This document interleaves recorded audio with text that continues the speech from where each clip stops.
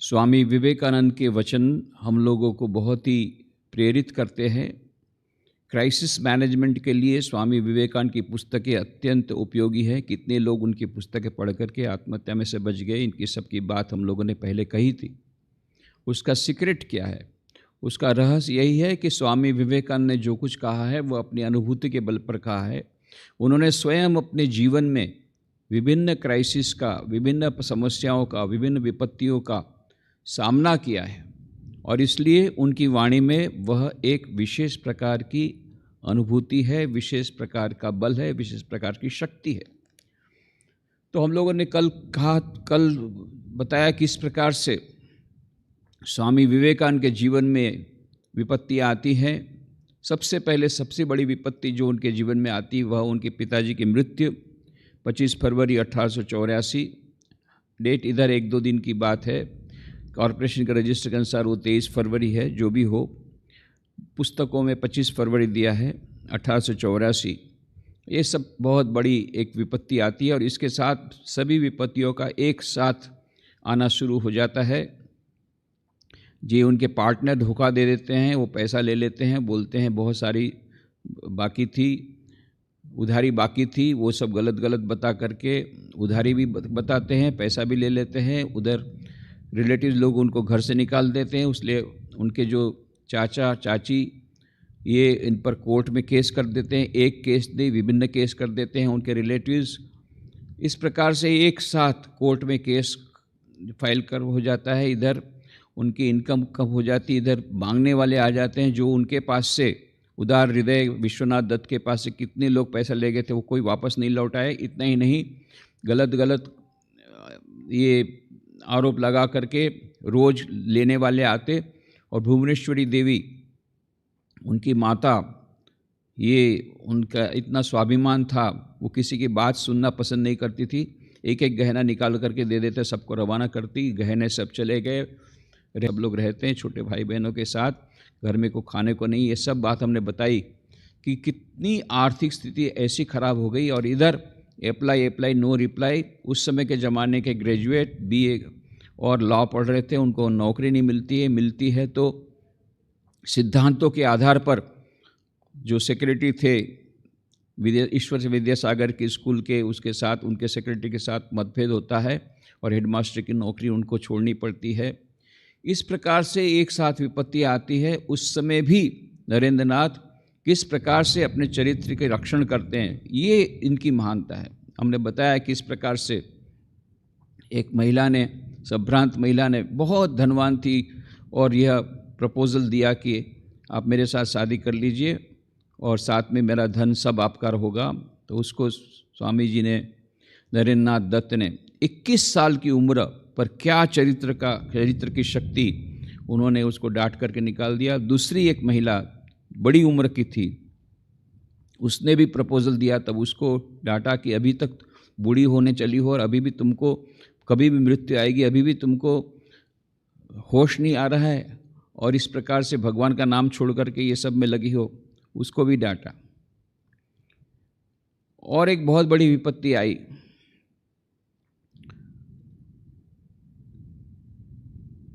इनके मित्र जो थे, इनको पता लगा कि आजकल नरेंद्र तो थोड़ा बहुत सीरियस रहता है, उसका मुंह गिर गया है। उसको ये नहीं मालूम, उनको नहीं मालूम है उसके पीछे केवल उनकी पिताजी की मृत्यु वो नहीं है, पर खाना पीना नहीं कर रहा है। वो झूठ मूठ बोल के जाते थे मुझे निमंत्रण है, और बिना खाए पिए सारा दिन रहते थे। कभी चना थोड़ा खा लिए तो खा लिया, उसके कारण उसका मुंह उतर गया था। ये सब समझ नहीं पाते। उनको लगता है कि नरेंद्र को पहले के समान कितना चीयरफुल था, कितना आनंदी था। कोई भी पार्टी बिना नरेंद्र के हो ही नहीं सकती। वो इतना, उनके गाने, उनके मजाक, उनकी जो बातें, अद्भुत बातें, उससे मित्र लोग फ्रेंड सर्कल में बहुत ही पॉपुलर थे। इनको लगा कि नरेंद्र को फिर से लाइन में लाना पड़ेगा, तो उन्होंने तरकीब सुझाई। सब ने मिलकर प्लानिंग किया, उसको एक दिन बुलाया रात को, और रात को फिर मजलिस हुई। अब स्वामी जी को पता नहीं था किस प्रकार की महफिल है। उनको लगा कि जिस प्रकार से गाने का कार्यक्रम होता है, पिकनिक है, एक प्रकार एक पर्टिकुलर कोई फार्म हाउस वगैरह में गए और वहाँ पर जाकर के देखा, अरे मित्रों के बदले में एक महिला भी है, तो जो भी हो, महिला ने कुछ उस लड़के ने कुछ गाने वाने गाए, उसने भी अप्रिशिएट किया। अब आधी रात करीब हो गई, तब इन्होंने मित्रों ने कहा कि भाई तुम थक गए हो, तुम जाओ पास के कमरे में आराम करो। और ये लड़की को भेज दिया कि तुम जा कर के उनकी सेवा करो और उनके मन को फिर से संसार की तरफ ले आओ। और ये लड़की को भेज दिया। वो तो प्रोफेशनल थी, वो जानती थी किस प्रकार से ये सब करना। उसने रोना धोना शुरू किया, देखो मेरी हालत, मेरी ऐसी खराब, मेरी ज़िंदगी है, मुझे इस प्रकार से करना पड़ता है और मेरे को देह बेच करके पैसा चला लेना पड़ता है, पैसा कमाती हूँ। तो नरेंद्र नाथ को सहानुभूति हुई, उन्होंने सहानुभूति बताई। तब ये लड़की ने देखा कि बस अब यही टाइम है, तो उसने अपना खेल शुरू किया। नरेंद्र नाथ समझ गए ये मुझे ट्रैप किया गया है, तुरंत बाहर निकल गए कमरे से। बोलते गए, निकल के गए, यदि तुमको सचमुच में अपनी परिस्थिति के बारे में अनुशोचना है तो ईश्वर को प्रार्थना करो, तुमको इसमें से निकालेंगे करके वो कमरे से बाहर निकले, तुरंत भगे वहाँ से। तो इस प्रकार से कितनी प्रकार की टेम्पटेशंस उनको आए, उसमें से भी वो परीक्षा में पास हुए। फिर ये आर्थिक परिस्थिति तो खराब थी, इसके बीच में फिर उसके बाद में हमने देखा कि माँ काली का फिर दर्शन हुआ कि जब गए, आखिरी में कुछ नहीं हो रहा था तो श्री रामकृष्ण को पकड़ा और फिर किस प्रकार से उनको माँ काली के दर्शन हुए। 16 सितंबर 1884, 16 सितंबर 1884, most probably that was the date, क्योंकि उस दिन मंगलवार था और श्री रामकृष्ण देव ने कहा था आज मंगलवार है, तुम जाओ। तो इस प्रकार से लोगों ने रिसर्च करके देखा, मोस्ट प्रॉब्ली इट वाज 16 सितंबर 1884। एनीवे 25 फरवरी से लगभग 4-5 महीने के बाद की ये बात है, जब उन्होंने वो अब नहीं रह पाए और स्ट्रगल नहीं कर पाए, तब श्री रामकृष्ण को शरणागत हो जाते हैं। और श्री रामकृष्ण देव कहते हैं माँ काली को शरणागत हो जाओ, माँ काली को शरणागत होते हैं, परंतु आर्थिक परिस्थिति ठीक करने के लिए प्रार्थना नहीं कर सकते, केवल ज्ञान भक्ति विवेक वैराग्य मांगते हैं 3 बार जा कर के। ये सब हमने देखा। इसके बाद में जब वापस आए तब श्री रामकृष्ण देव का, अच्छा तुम्हारे मोटा भात मोटा कपड़े की कोई अभाव, उसका अभाव न रहेगा, तुम्हारे परिवार जाऊँगा। तब उसके बाद में नरेंद्र नाथ ने फिर शुरू किया, संन्यास लेने का निश्चय किया और धीरे धीरे वो ज़्यादा से ज़्यादा दक्षिणेश्वर में रहने लगे और आने जाने लगे। इधर फिर ऐसी कोर्ट में भी जाना पड़ता था और कुछ क्लरिकल का काम करके कुछ पैसा कमाना पड़ता था। इधर मास्टर महाशय ने भी उनको 100 रुपये दिया था जिससे 3 महीने का खर्चा चले, ऐसा सब चल रहा था। और एक दूसरी आफत आई, श्री रामकृष्ण देव को गले में कैंसर हुआ। उस समय के ज़माने में कैंसर किसी ने नाम ही नहीं सुना था। आजकल तो सब लोग जानते हैं कैंसर कितने लोगों को होता ही रहता है। अभी हमारे एक डॉक्टर महाराज हैं हॉस्पिटल में, जो हमारे डॉक्टर के मेडिकल सेंटर के इंचार्ज है, उनको अभी कैंसर हुआ लास्ट वीक में, फिर तुरंत ऑपरेशन कराया, अभी वो इम्प्रूवमेंट हो रहा है। माने इतना कॉमन हो गया कैंसर। उस समय के ज़माने में तो कैंसर कोई नाम ही नहीं सुना था उसका, पर श्री रामकृष्ण देव ने मान लो उस शुरुआत की तो उनको गले में कैंसर हुआ। पहले तो लोग डायग्नोज नहीं कर पाए, होम्योपैथी दवा ली डॉक्टर महेंद्रलाल सरकार की, फिर एलोपैथी, कई डॉक्टर बदले, बाद में पता पड़ा कि ये तो कैंसर है, असाध्य रोग है। उस समय के ज़माने वो असाध्य कहा जाता, आज भी असाध्य ही कहा जाता है। फिर भी उस समय तो न तो वो रेड ट्रीटमेंट था, न उस प्रकार के रेडिएशन ट्रीटमेंट था, कि न ऑपरेशन था, जो भी हो। फिर उनको वहाँ से दक्षिणेश्वर से श्यामपुर ले जाया गया, पहले बलराम बासु के यहाँ, फिर श्यामपुर के यहाँ, पर श्यामपुर का बहुत छोटा मकान, तो श्री रामकृष्ण देव को अच्छा नहीं लगा तो चले गए बलराम बासु के यहाँ। फिर उसके बाद में काशीपुर उद्यान बाटे में एक किराए पर लिया गया मकान। ये बगीचा था, बढ़िया बगीचा था, बहुत सुंदर मकान था। उस समय के ज़माने में 80 रुपया उसका किराया। आप समझ सकते हैं कि श्री रामकृष्ण देव काली के पुजारी थे, माँ काली के पुजारी, उनको 5 रुपया महीने मिलता था पगार, जो सैलरी, और ये 80 रुपये का तो केवल किराया था। पर ये सुरेश चंद्र मित्र थे, उन्होंने कहा कि मैं रुपया दूंगा किराए का, वो किराए का रुपया देने लग गए। दूसरे रामचंद्र दत्त वगैरह भक्तों ने कुछ रुपया देना शुरू किया, क्योंकि लगभग 10-12 युवक लोग श्री रामकृष्ण की वहाँ पर सेवा में रहते थे। इस प्रकार से मानो एक प्रकार से रामकृष्ण का संगठन वो काशीपुर उद्यान बाटी में ही शुरू हुआ और अधिकांश समय नरेंद्रनाथ यहीं बिताते थे। कोर्ट में जो कुछ काम करना पड़ा, ये करना पड़ा, पर अधिकांश समय श्री रामकृष्ण की सेवा में बिताते थे। सबसे बड़ा उनके जीवन का आघात उनको लगा 16 अगस्त 1886, 16 अगस्त 1886, जब श्री रामकृष्ण देव ने महासमाधि ले ली। ये इतना बड़ा आघात था श्री रामकृष्ण देव का, जो पिताजी की मृत्यु के समय जो आघात लगा था, इससे कई गुना ये आघात था। क्योंकि स्वामी विवेकानंद ऐसा मानते थे कि उन्होंने कहा भी था श्री रामकृष्ण देव के बारे में, he was LOVE personified, love personified. प्रेम किसको बोलते हैं यदि जानना है, डिक्शनरी देखने की जरूरत नहीं, श्री रामकृष्ण देव का जीवन देखो। क्या निस्वार्थ प्रेम किसको बोलते हैं, सच्चा प्रेम किसको बोलते हैं। उनकी माँ तो उनको कितना प्यार करती थी। स्वामी विवेकानंद ने खुद ने भी कहा कि मैंने अपनी माँ को जितना प्यार किया शायद किसी ने अपनी माँ को नहीं किया होगा। फिर भी बोलते हैं श्री रामकृष्ण के प्यार के सामने माता पिता के प्यार कुछ भी नहीं। ऐसा निस्वार्थ प्यार देखने में नहीं मिलता। ऐसे प्यार में फंस गए थे स्वामी विवेकानंद। नरेंद्रनाथ दत्त इतना अधिक उससे विचलित हुए थे कि उनको देह को बचाने की भी उस समय इच्छा नहीं थी कि देह चला जाए। और वचनामृत में आपने पढ़ा होगा, मास्टर महाशय को बोलते हैं, मास्टर महाशय मेरे मन में बहुत अशांति है, बहुत अशांति है। मैं सोच रहा हूँ प्रायोपवेशन करूँ। प्रायोपवेशन मतलब खाना पीना छोड़ करके जब तक कि शरीर नहीं चला जाता है खाना पीना छोड़ दो। यहाँ तक का भी विचार उन्होंने किया था और शरीर छोड़ देने की तैयारी भी उनकी थी। परंतु इधर छोटे भाई बहन, माँ, इधर पूरे रामकृष्ण संघ की जिम्मेदारी, उसका नेतृत्व, लीडरशिप श्री रामकृष्ण देव उनको देके गए थे। नॉट ओनली उन्होंने उसकी रिस्पॉन्सिबिलिटी दी थी। The best leadership is when somebody gives the responsibility along with that the power, empowerment भी करना चाहिए। श्री रामकृष्ण ने दोनों किया।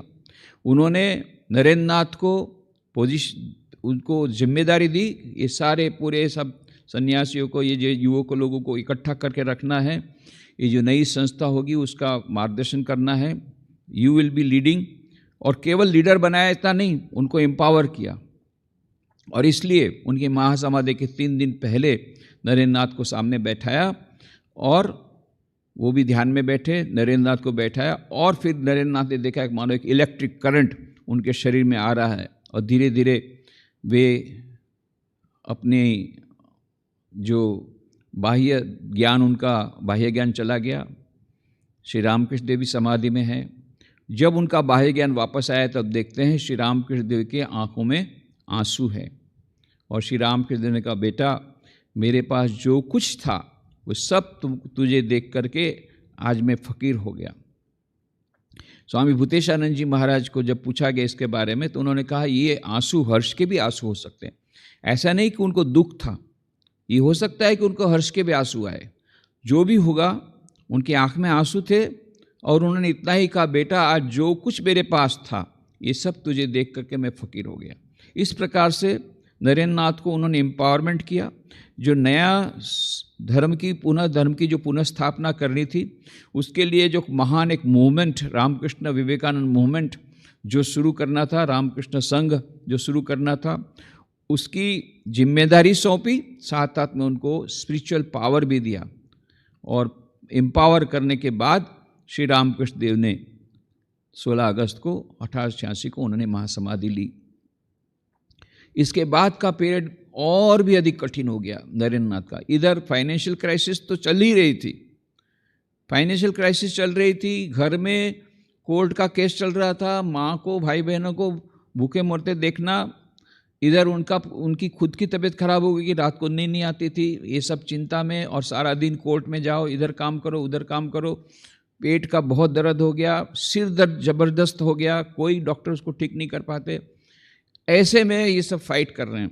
और इसी अवस्था में फिर बाद में क्या हुआ, अभी काशीपुर का बगीचे में जब श्री राम की महासमाधि हुई तब भक्तों ने कहा कि बस बस अब तुम लोग अपने अपने घर जाओ, अपने अपने घर जाओ, युवक लोग जाओ, अपने घर में जाओ, नौकरी धंधा करो, सन्यासी बनने की कोई आवश्यकता नहीं है।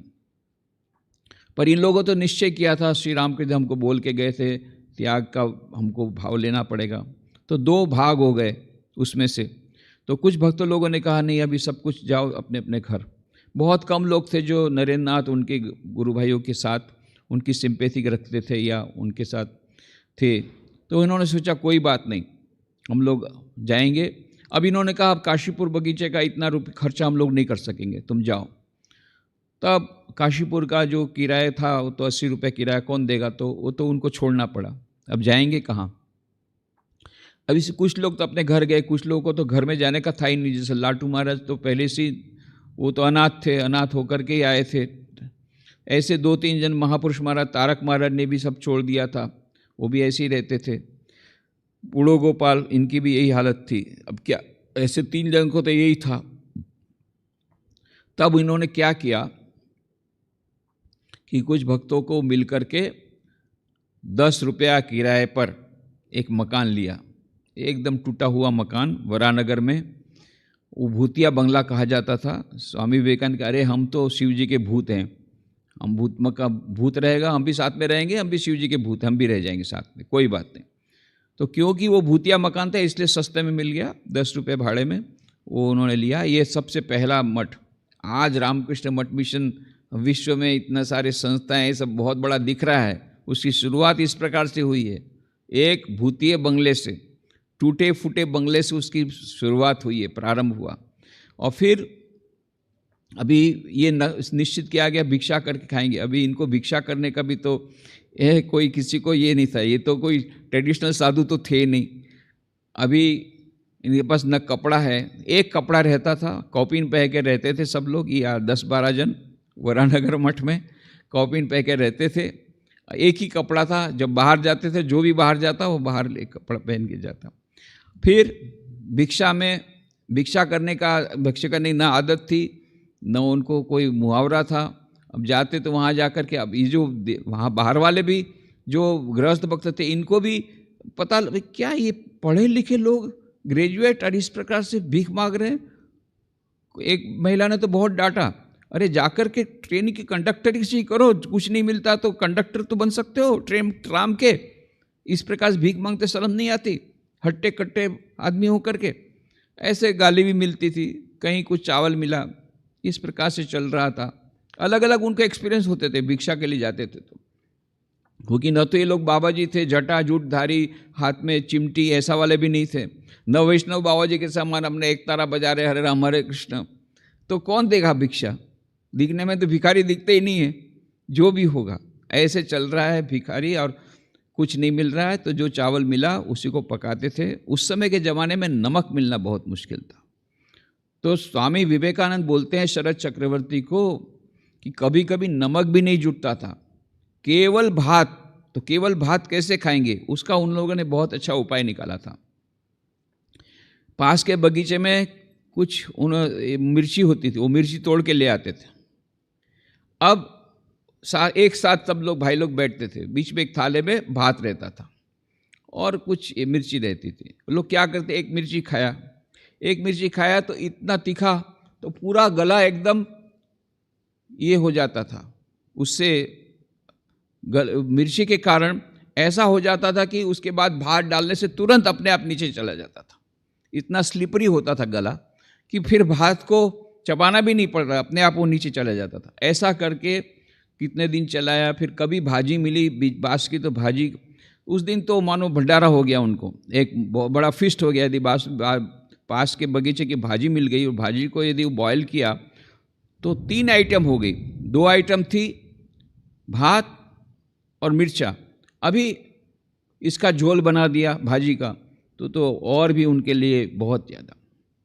पर उनको ये उसमें ये कुछ था ही नहीं, क्या खा रहे क्या नहीं खा रहे। सबके मन में इतना दुख था श्री रामकृष्ण देव के जाने का, और इतना एक पागलपन सवार था। जब ध्यान करना, दिन रात जब ध्यान करते थे। एक केवल शशि महाराज वो पूजा करते थे श्री रामकृष्ण की फोटो की पूजा। जिस प्रकार से श्री रामकृष्ण की पूजा करते, उनकी सेवा करते, उसी प्रकार से श्री रामकृष्ण के फोटो को साक्षात श्री रामकृष्ण देव मान करके उसी प्रकार से सेवा करते थे। उनको उठाते थे, उनको दातुन कराते थे, उनको नाश्ता देते थे, नाश्ते में वो लड्डू लेते थे, कोकोनट का लड्डू, नारियल के लड्डू, ऐसा सब सारा दिन उनका जैसा क्रम था रामकृष्ण देव का वही उन्होंने रखा था। उसी प्रकार सेवा करते थे। उन्होंने सबको बना के रखा, सब एक साथ रखा।